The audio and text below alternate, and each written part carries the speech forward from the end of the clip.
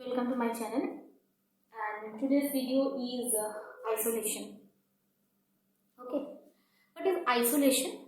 Isolation actually is a process by which the nature totally restrict the breeding of different species. That means the individual of one species with the individual of other species. That means the formation of the hybrid. Actual accurate word is the formation of the hybrid. And here, why this isolation is very important? Because in case of the formation of the hybrids naturally occurring hybrid, there are some genes or characters that arise. Okay, some characters that arise in the offsprings, and these characters may be harmful or may be helpful to them. Okay, so if this is helpful, that means these characters are continuing the hybrids with them to the another generation. Okay, but if this is very harmful to them, then the hybrid cannot be survive in the natural environment. So here the isolation process actually for that's why nature restricted the formation of the hybrids, and in case of the formation of the hybrids, generally the original species must be extinct in future situation.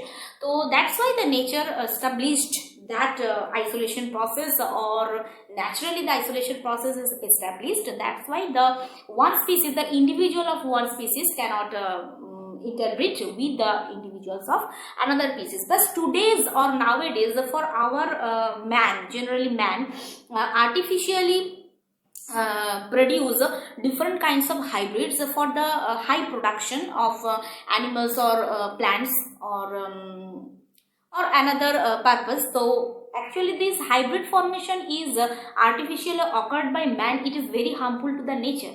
Why it is very harmful to the nature?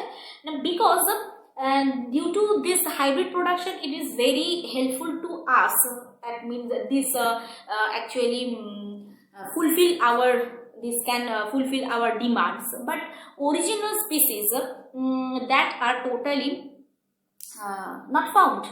Naturally, many species in the environment, due to the formation of the hybrid artificially, they cannot be seen nowadays. Clear? So now we learn about the isolation. Why this nature isolation process involved, or isolation process is very importantly engaged in the nature or in the animals or plants life. So we just learn here. Okay, so here first we learn the isolation process. So isolation process is a sort of physical or environmental barrier. Okay, barrier or the restriction. Okay, so this barrier that prohibits the interbreeding. Next we learn about the isolating mechanism. First we learn what is isolating mechanism. For the restriction or for making the barriers or to control the interbreeding between the one individuals with the individuals of one species with the individuals of others. So here this isolating mechanism means some features involved in this nature, that is environmentally or physically. Okay, these are the mechanisms. Clearly, these are the mechanisms that create the barrier for the interbreeding process or for controlling the interbreeding process. Okay, so first we learn about the isolating mechanism. Two types. One is the pre-mating, another is the post-mating mechanism. In case of pre-mating mechanism, actually this between the members of the different species, it prevents the pre-mating. Actually, some features develop within the individual of different species that are not similar.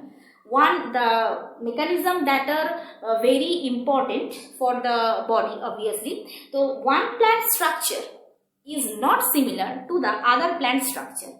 That means the flower of one plant is not similar to the flower of another plant, or not only flower, the different parts that are involved in the pollination process in the flower, that is very important.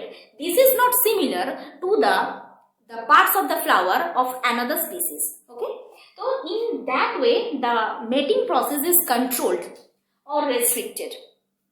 So in pre-mating process, there are three types of isolating mechanisms are there.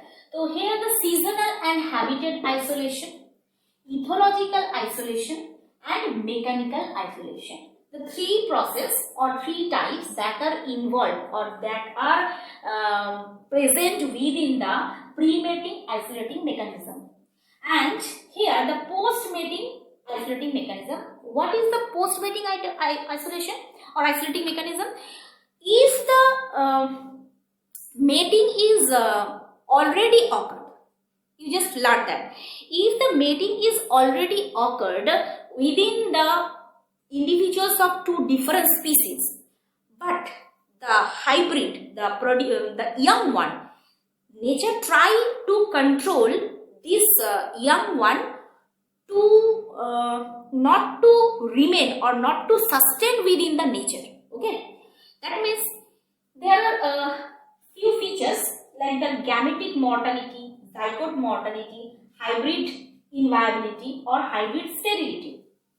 Okay, if the hybrid may be produced, by the mating of one individual species with the other individual species, but the hybrid cannot sustain within the environment, that's why nature creates these problems. Okay, and these are the post-mating isolating mechanism or the post-mating isolation. Gametic mortality, that means the hybrids, the gamete, after the formation of the gamete, hybrid may be sterile, or hybrid may be inviability, inviability is possible, or the zygote mortality is possible. That means after the fertilization, zygote cannot remain or cannot sustain. Okay, or cannot survive. The gametic mortality, that means the hybrid that produce the gametes that cannot survive. So these are the post-mating mechanism. Another two scientists, Mayers and Dobzhansky. The two scientists, they according to their opinion, according to Mayer's opinion, the three isolation are very important. One is the restriction to the random dispersal, restriction to the random mating, and reduction of fertility. These are totally according to the Mayers, or these are the opinions of Mayers, who said that these are main isolating mechanism that totally helps in the restriction process or the survival process of the hybrid. And another scientist, Dobzhansky, he said that two isolation is very important. One is the geographical isolations and another is the permanent isolation, that are very important for the restriction of interbreeding. Okay, let's start or explain about what are these. Okay.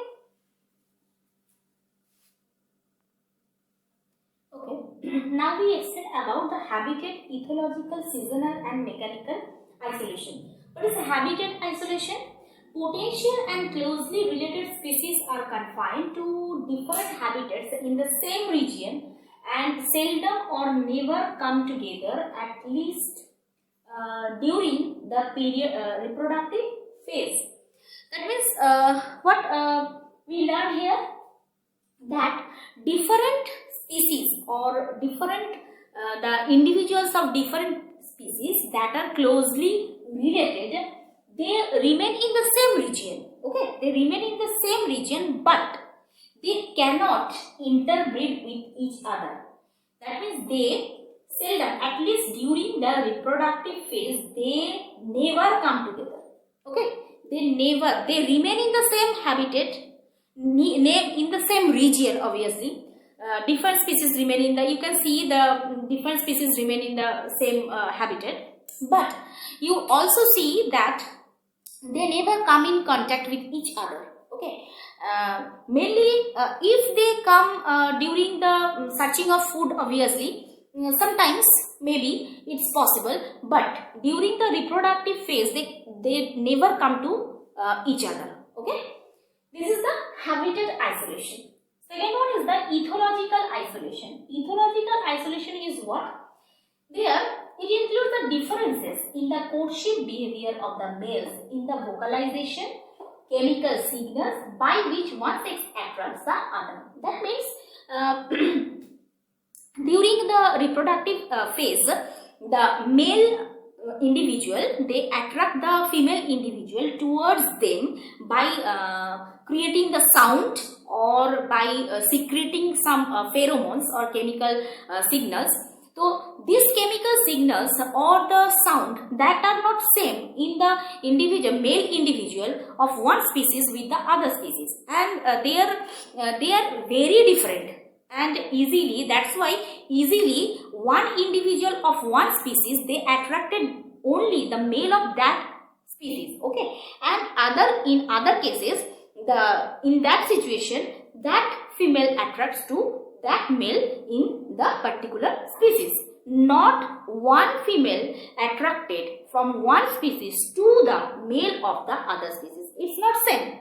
So here the ethological behavior is very important isolation. Here the species of one individual, the individual of one species attract the individual of that species only, not the others. Okay, this is the ethological process or isolation. Next one is the seasonal. Seasonal isolation means, and in some cases, not some cases, many cases also, temperature, humidity, photoperiodism, that are very important, and that create the barrier. That means the individuals of one species, they are that is different. Something like that. One temperature is very favorable to the individual of one species, but this temperature is not favorable to the individual of other species, like that. Okay, that means the temperature, humidity is the same, humidity and the photoperiodism. That means these factors are sometimes very favorable to one species, but sometimes these factors or particular this factor is not favorable to the individual of other species. Okay, and here example is very important.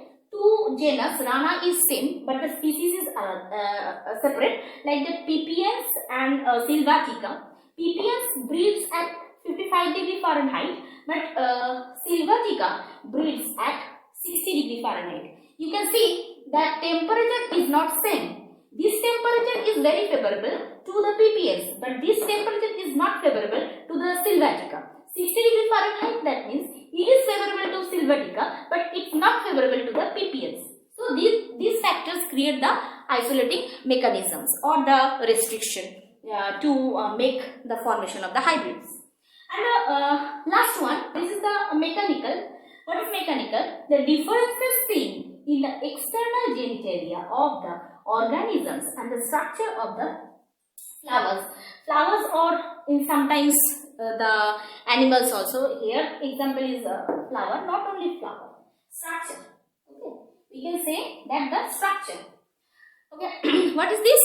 The structure, external structure, or the structure of the reproductive part that is not similar to one species with the other species. Okay, so these are the isolating mechanisms of the pre-isolating. Examples not, these are the elaborately description of the pre-isolating mechanism by which nature totally controls the restrict the formation of the interbreeding of one individual species with the other individual species. Here, next we discuss about the next one.